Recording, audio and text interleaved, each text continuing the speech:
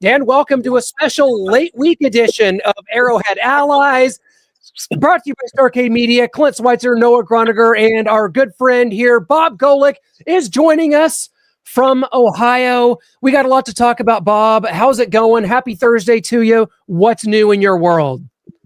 Nothing. No, it's good. Everything's good. We're still getting good weather here. We haven't had any snow yet, but that kind of crap happens. That kind of stuff happens in Cleveland, usually during a football game, but now we don't need a football game to play badly. So let's talk Chiefs. Everything I know about Cleveland, Ohio, Bob, comes from the movie Major League. Literally, I'm serious. Isn't it great? In fact, I met Charlie that one of the nights that he was filming. We had a night game. It was a preseason game, and afterwards they asked people to stay, and they brought a lot of "Go Indian" signs and passed them out to the people who were basically our fans, and shot some scenes with the people and the signs and screaming Indian stuff. And so we go to our usual nights, our post-game night spot, and I see this fancy-looking white AMG Mercedes sitting over with big black tinted windows. And I hear, "Stop." And I walk over, I'm going, yeah, the window goes down a little bit, and it's Mel Carter, who was with the Indians at the time. He goes, "I want you to meet my buddy." And I look in, and there's Charlie Sheen sitting on the passenger seat, and they looked like they had started right after brunch. So did not see any tiger's blood, but it was interesting meeting him for the first time. I'm sure he doesn't remember anything from that trip. That doesn't sound like Charlie. I mean, come on. I know. I made it all up. God, you're probably going to, he told me he couldn't go out because he had to go to church the next morning. So that sounds like Charlie. That's a good anecdote. I'd keep it, even if it's not true. Just keep it for radio shows, interviews like this. It is 100% true. I think. Well, from what I remember. It's been a long time. It has, yes. Yeah. We got to get into this because the Chiefs game, a lot of people are talking about the refs. I don't know if you saw this UTEP study that came out saying from 2015 to 2023, the Chiefs got preferential treatment from the refs and calls in the postseason and on subjective calls like roughing the passer and pass interference. Yeah. And then Jared Goff catches this touchdown on their first drive, and then seems like a minute and a half goes by, then the refs throw a flag. There's some reports saying Dan Campbell said that New York got involved. They shouldn't have been involved. Do the Chiefs get preferential treatment from the refs, Bob? I think kind of subconsciously, I think the refs start doing that. I think they did it with Brady, with Tom Brady, with the Patriots. They used to make it a little easier for him. But I think the Chiefs may have been getting it. But the thing is, the game has always been about being subjective. Nowadays we're watching digital representations of the ball to find out if we're three. And you can say, hey, by the way, if you hit this button in your remote, you can switch over to millimeters instead of inches. I mean, it's so high tech now that it's ridiculous. In the old days, you got to yell at the ref. And as long as you didn't touch him, you were cool. And you go, what the hell was that? And then you get mad. And then you go take it out of the guy lined up against you. That's the way football was. But now it's, no, can't do anything without somebody checking. Yeah, it's been quite a phenomenon around here, Bob. Who would have thought that in the year of our Lord 2025, thinking back to your days in Cleveland or with the Los Angeles Raiders, that, man, someday the Chiefs, the Kansas City Chiefs, will be the epicenter of the National Football League. All eyes will be on them. They'll have every primetime game. Taylor Swift, the biggest pop star in the world, will be dating their tight end. One of the best quarterbacks we've ever seen is going to be at the helm. I mean, this Chiefs thing is pretty wild, isn't it, when you think about it? Well, let's not stop there yet. Taylor Swift, you've got all that, but you also have a quarterback who is doing commercials that are actually pretty good commercials. Now, I don't mean to compare them to Jason and Travis's commercials, but okay, I will. I'd say they were much better. Jason shooting some kind of things at some cereal, just I don't know, missed the mark. But so you've got all that. You got Taylor. You've got wins, and then you got even the coach getting in on the commercials. So yeah, it's you are the center a long way from when I first went to the Raiders, and they pulled up some old video, actually pulled up some old film. And after a play was over, I saw, what was it? Greg Townsend, our defensive end, after the play, ripped his helmet off and went over and beat one of the Kansas City offensive linemen with his helmet. And I'm going, well, God, the good old days. Oh. But we just told them, you don't take your helmet off. Use somebody else's helmet. Exactly. So, Bob, are you saying stuff like this is the good old days with Brian Branch going up after the game, shoving Juju Smith-Schuster in the face, bloodying his nose, all because he didn't like a block in the back that wasn't called during the game? No. You still play within the framework of the rules. And not just your own personal rules. I think there's guys out there that just they think they can do whatever they want. They do it whenever they want, whenever, and do anything they want. And the reality is that if you want to beat the crap out of somebody, do it right after the play was over, or do it the next play. I mean, I remember when I played for the Browns, Mickey Marvin hit me late standing around a pile, which was my fault because my dad always told me, Bobby, don't stand around that pile. Somebody will knock your head off. And so he hit me, and I jumped up and I grabbed him by the throat. And then he grabbed me by the throat, and the refs were trying to break us up, and we both had our mouthpieces in going, and they should have mic'd us up. You would have heard nothing. We were just mumbling at each other. I mean, that's how you do the stuff. I mean, you do it when you don't go chase somebody up in the stands and beat the heck out of them. Yeah. When, Bob, after the Chiefs started this season 0-2, after getting drummed in the Super Bowl by the Eagles, people said the dynasty's over. This is it. We've seen enough. And now the Chiefs have won 3 out of 4. They're 3-3. And now it's like, well, the Chiefs are atop the power rankings again. They're going back to the Super Bowl. And now we're back coming full circle to that. So where do you see this Chiefs team right now as it relates to the rest of the AFC, which seems pretty wide open? Well, since I live in Cleveland, let's just say the Chiefs are much better than the Browns. Oh, so well, we'll leave it at that. No, we don't get excited. It's not that hard. No, there was such success with the Chiefs when they were winning, and even the Super Bowl game. I mean, that can happen anytime. One game can change. You started seeing things change a little bit. I didn't watch deep enough to figure out why Travis wasn't getting thrown to as much, or so it seemed. But maybe had some kind of agreement with Taylor about not getting himself hurt.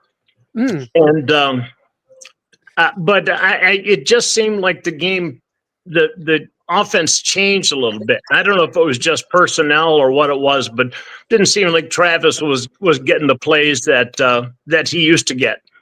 And that was always something that, one of the problems we have in Cleveland is the fact that when it's third and 6, we throw a pass out into the flat at about 3 yards out and figure, hey, he'll run the other 3 yards, and we end up losing 2 yards. So, it always seemed like Travis was a guy that if it was 3rd and 6, he's going to get you 7. Yeah, he seems to kind of found that again this year. to a certain degree, having a much better start to the season and year than he did last year. But Bob, the Chiefs have been struggling on defense, getting pressure with just 4. They're having to blitz. It's kind of hurting the secondary a little bit. There's some defensive line trade options out there. I mean, we've got Kayvon Thibodeau, Jalen Phillips, Trey Hendrickson, maybe Bob Golic. What do you have left in you? Can you come in and play defensive tackle for us? As long as you pay the premium on the insurance policy, I will gladly step in there. And I probably have 3 plays, so make it good. Hey, that's all we need, my friend. We'll take it. Hair grown out back to that level, though, because that was epic. And we might be able to work something out. I mean, the Chiefs play the Raiders this week, Bob, and you went to the Raiders right around the time that this rivalry started to get really interesting. Again, you mentioned some of the craziness, but in 1989, Marty Schottenheimer also goes to the Chiefs. Yeah. And you're kind of there at the very beginning of the resurgence of the Chiefs, who had made the playoffs, I think, only once in the 80s. And then in 1989, they drafted Eric Thomas. Marty Schottenheimer comes in, and the thing kind of takes off on a rocket ship. So what was that rivalry like from your perspective as kind of sort of the late 80s, early 90s dawned on us there? It was weird because I was so, having Marty been my coach for 7 years, it was, it just was weird seeing him on the other side. He just seemed so committed. Everything he talked about, he was so emotional, and everything he talked about with football was about the Browns only, and it could never be about another team. And next thing you know, he's out there cheering, yelling to the other team, telling me, "Go out there, Chiefs, and kick their ass." But probably the biggest adjustment was my 7 years in Cleveland. I had to play against Mike Webster, the center, not gigantic, but the badass center from the Steelers, twice a year for 7 years. And finally, I end up going to the Raiders thinking, well, at least there's one good news. I don't have to play Mike Webster twice a year again. And next thing I know, I hear that Webby had gone to the Chiefs. So I think he was trying to get me. I think he was, he was stalking me. With you and Marty leaving. What's that? With you and Marty both leaving in 1989, the Browns, was there ever any talk? Did Marty ever talk to you about possibly coming over to Kansas City with him? No, actually, he didn't. That son of a no, he did not. He didn't. I had first gotten a call from the 49ers, and they at the time they had a guy named Michael Carter. He was a big nose tackle and in NFC. And so I went in, I met with the coaches, and I was like, okay, so maybe they're going from a 3-4 to a 4-man line. And me and Michael are going to play next to each other. And the coach comes in, we're talking. I go, so, we're going to a 4-man line? He goes, no, we're staying 3-man line. We just want to give Michael Carter a blow every once in a while. I'm like, blow, huh? So it's something about what I told him to do afterwards. But then our defense coordinator from Cleveland under Marty actually went to the Raiders, Dave Adolph. And I called him up and I said, Dave, if I came out there to the Raiders to play nose tackle, I said, where would I be in the depth chart? And he said, if you came out here, you'd be at the top. And I go, that's the kind of stuff I want to hear. I don't want to hear stout. Go, Michael Carter looks winded. Go help him out a little bit. Well, and then Dave came here to the Chiefs, and we still never got to see your rear end here. I'm disappointed. Yeah. I don't know. He should have brought me with, but I think a lot of people realize that when the Raiders are done with you, nobody else wants you. That was around the time that became an issue for sure. But Bob, we got to talk to you about the Notre Dame Fighting Irish. I dug this shirt out of a box and put it in the dryer for 5 minutes to wear this shirt to talk to you today. You're Notre Dame Fighting Irish. Marcus Freeman's one of my favorite coaches in college football.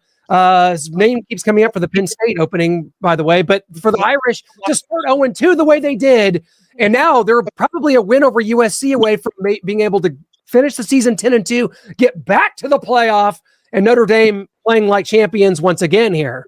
Yeah, there's still issues, but we're seeing a lot of teams that seem like they're not playing as all dominant as they used to be. I don't know. Maybe everyone's getting used to the portals, and everybody's picking up good players and swapping around. I mean, it seems like semi-pro football anymore.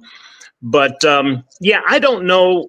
I mean, they may talk about Freeman going, but they love him in Notre Dame, and I think it would be tough. Then again, I don't know what loyalty is like anymore in colleges. Like I said, when you hear a quarterback hey, this guy's your quarterback, and you interview him and he says, "Oh, I love Notre Dame," and then you realize he was at Wake Forest and North Carolina State, but in the years before that.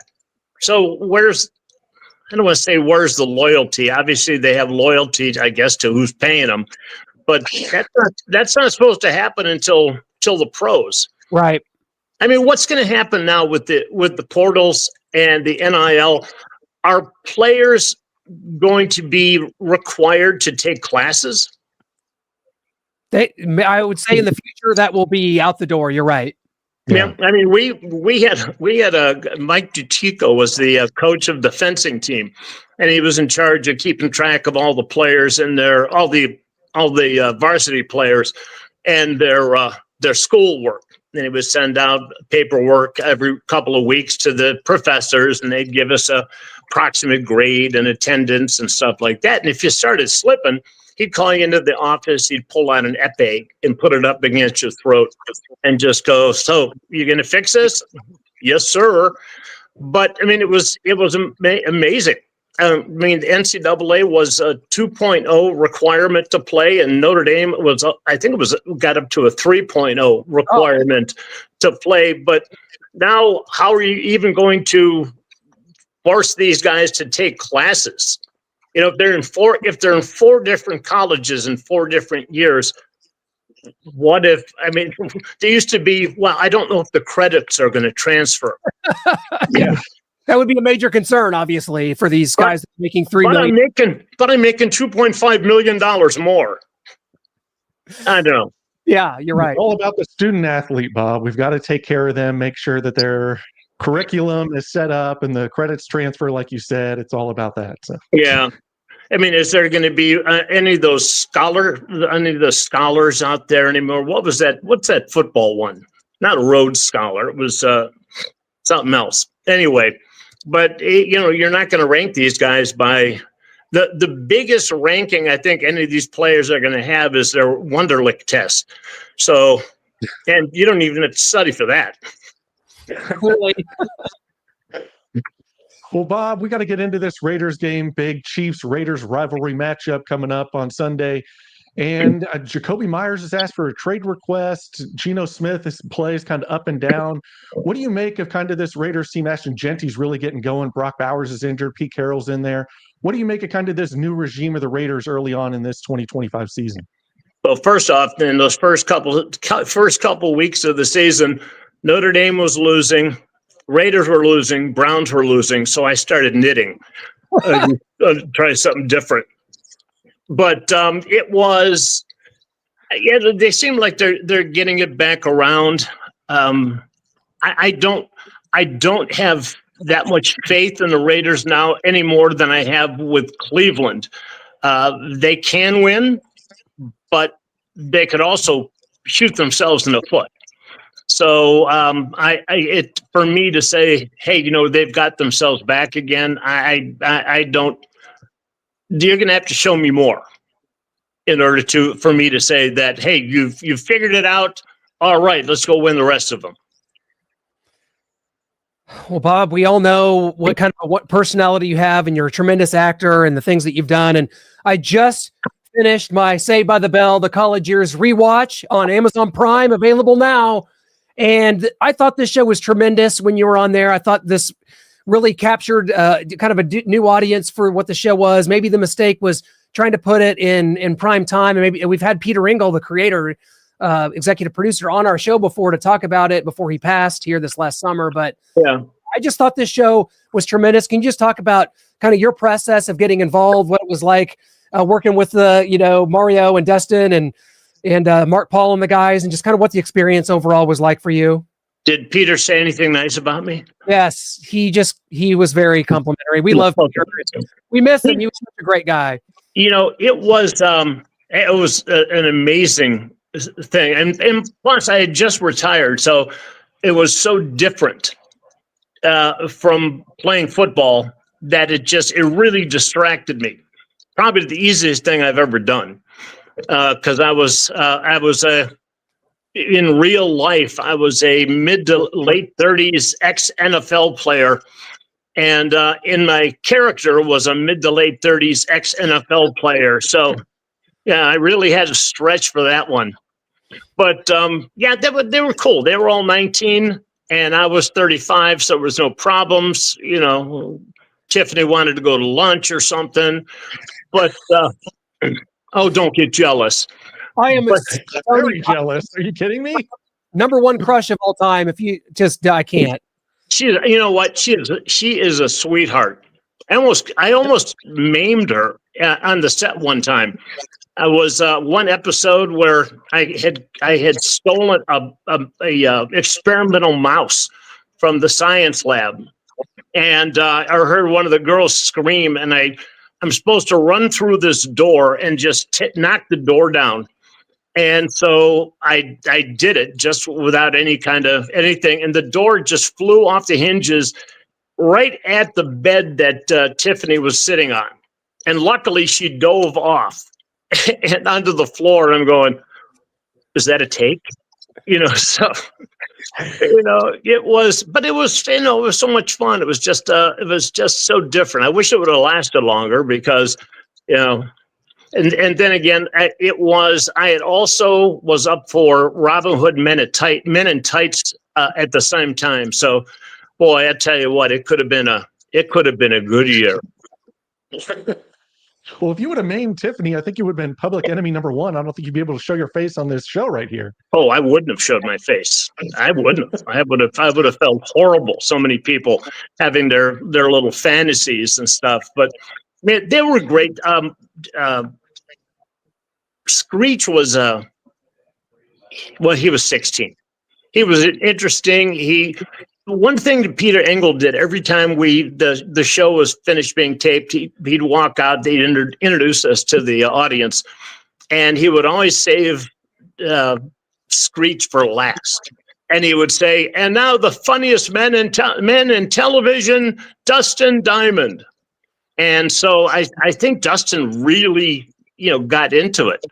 And when he couldn't find anything else to do other than those weird things, I think it really played on him, man. That was tough. But I had to go his dressing room was right next to mine, and so I had to. I came to the realization that I had to keep quiet when I was in my dressing room, because if I made any sound at all, he would knock on my door and want me to go play video games with him. And so, which happened one time, and I was I'm sitting on the floor, 35-year-old man sitting on the floor playing video games with a 16-year-old, with the 16-year-old's father, who probably weighed about 400 pounds, sitting on the couch next to us. And I'm just like, this is just like the weirdest thing, I guess, because he was underage. He had to have parental involvement. So, yeah, I just say, I don't want to go there. It just seemed like one of those movies where you drive up into the hills and next thing you know, your buddies are missing.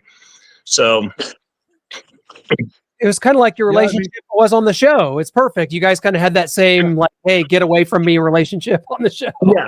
I knew, Mike Rogers knew that Screech could be so much better. And then about episode 3 or 4, I realized, nah. So, nah.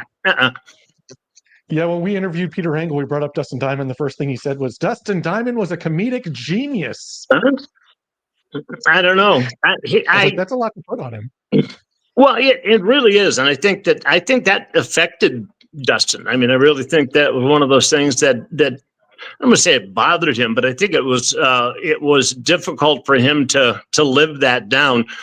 But he was also the perfect Screech.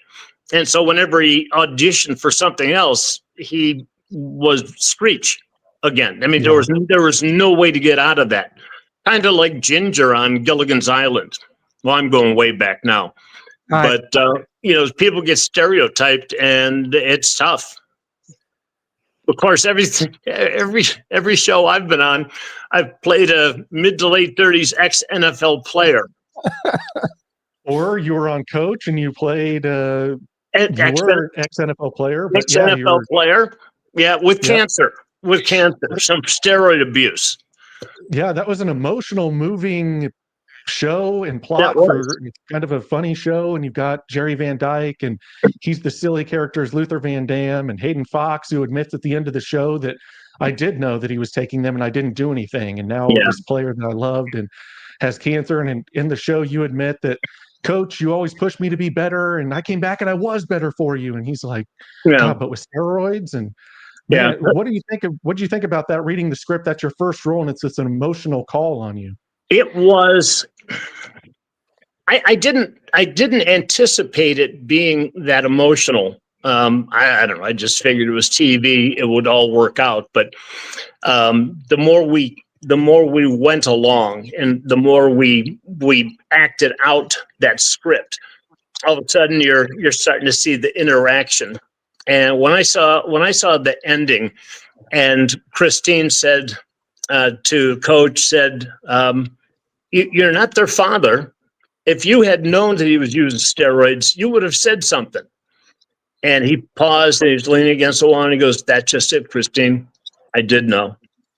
And how many coaches along the years actually have known something that their players were doing in any sport, but we in football probably with steroids and stuff, and not said anything about it because they were helping the team. I don't know. It was, and then it was silent. At the end of the end of the shows, there's always people cheering and stuff and clapping. It went dead silent after that line. Mm-hmm. It was chilling. And right before that, I was going to ask him if I could come on again. And then I found out that I was dead. I thought maybe there were some treatments or something. We've come a long way. Come back as a ghost or something? I don't know. I didn't know it was. Well, I did tell him there's nothing they could do for me, but new medicine could have saved me. At the end of the show. Yeah. You remember those lines at the end of the show perfectly. That's exactly how it went down. Do you watch that, or do you just ask about it so often? Or no, every once in a while into my head will pop lines that I either auditioned or did before. I mean, I auditioned for Little John on Robin Hood Men in Tights, and I remember the script. I said something along the lines of, and I was stopping Robin Hood from coming across this bridge. And I said, you had to pay the toll. And he goes, a toll? I said, a roll is a roll and a toll is a toll. And if you don't pay no toll, you don't get no roll. I don't know what that meant, but I did it. And I thought it was just scintillating. But evidently my mind was elsewhere, thinking about the first episode of Saved by the Bell. Bob, you've been so gracious with your time. And real quick, before we let you go, I want to ask you about just the defensive linemen of your era, and like how, this is when Noah and I are growing up watching football. And I just think about like Lyle Alzado. And of course he was in the movie, Ernest Goes to Camp, but just guys like Carl Berg and John Matusak and these defensive linemen that just seemed like gods, larger than life. And you guys were just mean, nasty, and just what that was like at some of the other ones from the time that you modeled your game after, or what that was like kind of in that manly man, like defensive line, nasty era. Well, growing up, I was always a linebacker. And so the whole defensive line thing didn't come along till later. I mean, I would have watched guys like Mike Curtis from the Baltimore Colts, number 32, knocked some guy down because he ran out in the field to try to grab the football, and he just blasted him. He goes, that's our football.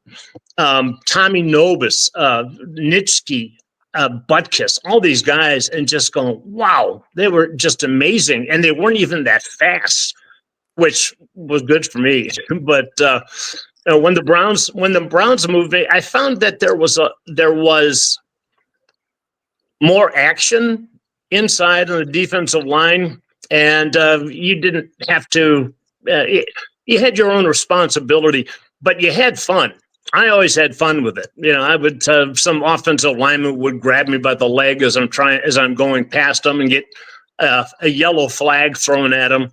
And I just remember one time looking up to McMahon and going, "See, you better talk to your offensive guard. He's holding me, and he just got a flag, and you better have a talk with him because he cheats a lot." And McMahon's just looking down at me going, "Shut up." But, we seem to have fun. A lot of the guys at one point, there was when I was playing in Cleveland, I was walking up and one of the reporters came up and told me, he said, "What do you think about that article?" And I said, "What article? You never like to hear that." He goes, "There's some psychologists out of New York who said that there's a lot of NFL players who are one way on the field and another way off the field." And I said, "Oh, yeah, probably true." And he goes, "You're number 5. I was, "Oh, okay." But I think, that's the way you got to be. You got to have fun, and even on the field, you got to find a way to have fun, even though you're getting double teamed and triple teamed and cut blocked and wham blocked and all those things. But back then, it was kind of like there was almost a war. Well, not almost. There was a warrior feeling about everything. Now they seemed, I know Cleveland was doing it, they were swapping out units. They would take out the two DTs, put in 2 fresh ones. And it would have killed me. I mean, I wanted to stay out there. I wanted to be beat up. I wanted to be bleeding. I wanted to be, and I wanted to get down on my stance and go kick somebody's ass because of it. There was a warrior sense. They used to say something like, "Hey, if it was easy, anybody could do it." And I think we saw a lot of warrior attitude with a lot of guys. We just saw it that way. And it would have killed me to come out all the time. In fact, so you weren't like my backup one time was, I got hurt, got up slow in Cleveland. My backup, Marty, sent him out. And about halfway out, I looked at him and he goes, Bob. And I go, "Get off the field." And he stopped in his tracks and he turned to start going back towards the sideline. And Marty's yelling, "Get out there. Get out there." And so he turns and he starts running. I said, "Don't you come out here." And I felt bad for the guy, but not that bad. So you weren't like Anthony Richardson tapping your helmet to come out. Oh my God. If I see somebody tapping their helmet again, I would take them out. Please. Take them out of the game. I want people that want to play until the end of the game and play, even if they're limping or whatever's happening. I mean, so many guys now, it seems like if they're not 100%, they're not going to play. Yeah. You got to be able to. There was one of the games in LA. I was stopping LaDainian Tomlinson, and with my arm popped, my shoulder popped out of the joint, and I was on the ground going, "Crap! I can't get it back in." And Greg Townsend again comes up and goes, "What's the matter?" I said, "My shoulder's out of joint," and he looks at me and goes, "I don't know what to do." I said, "Well, go get somebody that does." But they took me off, and I said, "This is going to start hurting in a little bit, and it's going to tighten up. So I got to get back out there before that starts to happen." Did that one time sometimes you get a deep bruise in your thigh, like a knee or something hit your thigh, and you know that by the next morning you're not going to be able to bend your leg very well, and it was painful as hell. But at that moment, it just hurt, but you can still use your leg. So, you go back out there and play your game.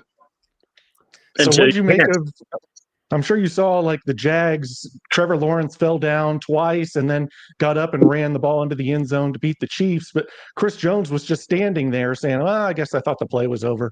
Like that wouldn't have gone over well in your day, I'm guessing. No.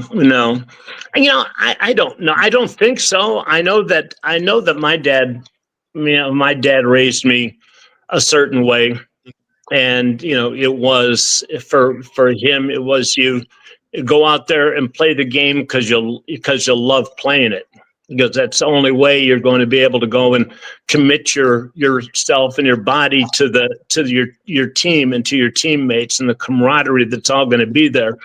And he told me one time, he said, listen, if you're healthy enough to get up and walk off the field, you're healthy enough to play. And so I would just stay out there. I just figured it was, this was going to be a challenge. How cool is this? Yeah. There's blood leaking out of my arm. But I just think it's different. I don't blame these guys now, because I think that because of the money, maybe coaches and everybody and I guess the trainers and doctors being so cognizant of concussions and injuries now with that blue tent. I mean, the blue tent in our day, if they put that blue tent, that'd be a place to pee. I mean, that was, hey, Golic's in the blue tent. What happened? Oh, I had to dig a leak. Which, so we just found a way to hang in there and to go and do it. Well, Bob, you are a legend. We cannot thank you enough for your time today, for being on with us and sharing all the perspective and getting around a lot of the topics. You are so kind to have done it, my friend. We'll have to catch up soon. We caught you at the Super Bowl in Vegas a couple years ago. We got to get you back maybe this year and say hi. It's been too long, and we just always enjoy. Absolutely. And thank you so much. All right, man. Thanks, guys. Yeah, thank you. It's an honor. Talk soon. Bye. All right. Bye. Bye.